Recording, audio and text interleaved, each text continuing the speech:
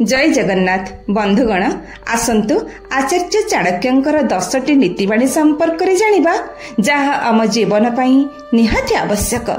प्रथम हजार हजार गोरु मध्य थिबा बाछुरीटी जेपरि तार मां पाखकु चली जाई थाए सेहीपरि कर्मर फल स्वरूप पुण्य बा पाप कर्ता पाखकु आसी जाई थाए। कोनोसी कर्मर फल केबे भी व्यर्थ जाए नाही, ताहा पाप हेउ कि पुण्य हेउ। तेणु कर्म कला बेले सतर्क रही कर्म करबा उचित। दारिद्र्य रोग दुख बंधन कु अभ्यास ए सबु निज कर्म रूपक वृक्षर फल अटंती। दुईरे ए संसार रे तीनटी रत्न रहिछि, ताहा हेउछि एक रे अन्न, दुई रे जल, तीन रे मधुर वचन। किंतु मूढ़ बा अज्ञान व्यक्ति माने साधारण पथर खंड को रत्न बोली कही थांती। आचार्य चाणक्य कहिले पृथिव्यां त्रीणि रत्नानि जलम अन्नम सुवासितम मूढ़ैः पाषाण खंडेषु रत्न संज्ञा विधीयते। तीन रे दुर्जनकर संग त्याग कर सदा बेले रह सदा साधु तथा सज्जनक मेले। आचार्य चाणक्य कहती सुख शांति रे बंचिबाकु हेले प्रथमे दुर्जन व्यक्तिंकर संग त्याग करिबाकु हेबो, आउ सबु बेले साधु सज्जनक मेଳରେ रही सत् पथरे कर्म करिबाकु पड़िबो। एपरि कले दैवी संपद अर्थात सुख भोग ऐश्वर्य समस्त उत्तम गुण मनुष्य प्राप्त होई पारिबो। आचार्य चाणक्यंक भाषा रे त्यज दुर्जन संसर्गम भज साधु समागमम। चारि रे कंटा पूर्ण होइथिबा स्थान को जदि मनुष्य न जाए सावधान रहे तेबे कंटा मनुष्य पई जंत्रणार कारण हुए नाही। सेही परि दुष्ट व्यक्ति प्रति सावधान रहिबा बा ताठारु दूरे रहिबा आवश्यक। 5 रे कंकण पिंधिले हातर सौंदर्य बढ़े नाही, दान देले हातर सौंदर्य बढ़ी थाए।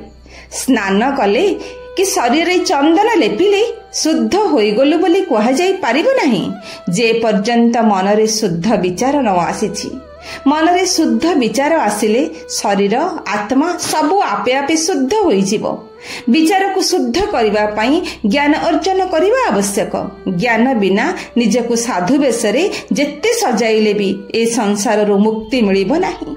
संसार रो मुक्ति मिले अर्जिथिले ज्ञान, मुक्ति केही पाए नहीं देह सजाइन। 6 रे जहांक हृदय रे परर उपकार पाई इच्छा थाए सही परोपकारी व्यक्ति केबे भी विपदर सम्मुखीन हुअंती नहीं।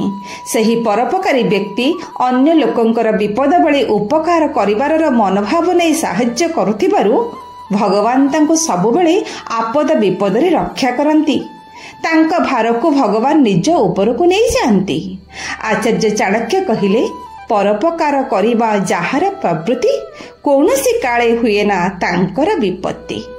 7 रे आहुरी मध्य आचार्य चाणक्य कहती जो व्यक्ति उच्च वंशर व्यक्तिंक सह सुसंपर्क रखती, जो व्यक्ति विद्वानक सह मित्रता करती, जो व्यक्ति निज ज्ञाती कुटुंबक सहित सद्भाव रखिथांती तांकर मध्य कौनसी दुर्गति होई न थाए।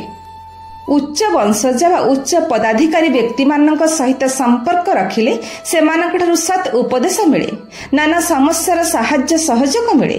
विद्वानक सह मित्रता कले तांगठारु मध्य बहुत ज्ञान मिले, जहा द्वारा मनुष्यता जीवन रास्तार सुरुखुरी बाट चले। अज्ञाती कुटुंब मानकर दोष गुण प्रति गुरुत्व न देई सामाजिक और पारिवारिक दृष्टि सेमानक सह संपर्क रखिबा उचित। जो माने ज्ञाती कुटुंबक सह कि बंधु बांधवक सह कौनसी संबंध रखती नहीं, सेमाने समाज रे एकाकी होई जांती। असुविधा बेले केही पाखरे ठिया हुअंती नहीं, बहु दुर्दशा भोगिबाको पड़े। 8 रे निर्मल अटईजार स्वभाव चरित्र त्रिभुवने जयी हुए यह सुनिश्चित। अर्थात जो माने चरित्रवान बा सच्चरित्र अटंती सही व्यक्ति बहु गुणर अधिकारी होई थांती, आउ त्रिभुवन को मध्य जय करि पारंती। तांको पाखरे असाध्य बोली किछि रहे नाही। लोके सेमानको सत बोली जानी थिबारु अतुट विश्वास करंती। प्रत्येक क्षेत्र रे समस्तंकर सहयोग मिले, तेणु सफलता मध्य प्राप्त होंती। 9 रे विधिर एक विचित्र विधान। सुनारे सुगंध नाही, आखु परी मिठा गछरे फल हुए नाही, ଚନ୍ଦନ ଗଛରେ ଫୁଲ ହୁଏ ନାହିଁ, ସେହିପରି ବିଦ୍ୱାନ ବ୍ୟକ୍ତି ଧନୀ ହୁଅନ୍ତି ନାହିଁ, ଆଉ ପ୍ରଜାବତ୍ସଳ ରାଜା ମଧ୍ୟ ଦୀର୍ଘାୟୁ ହୁଅନ୍ତି ନାହିଁ।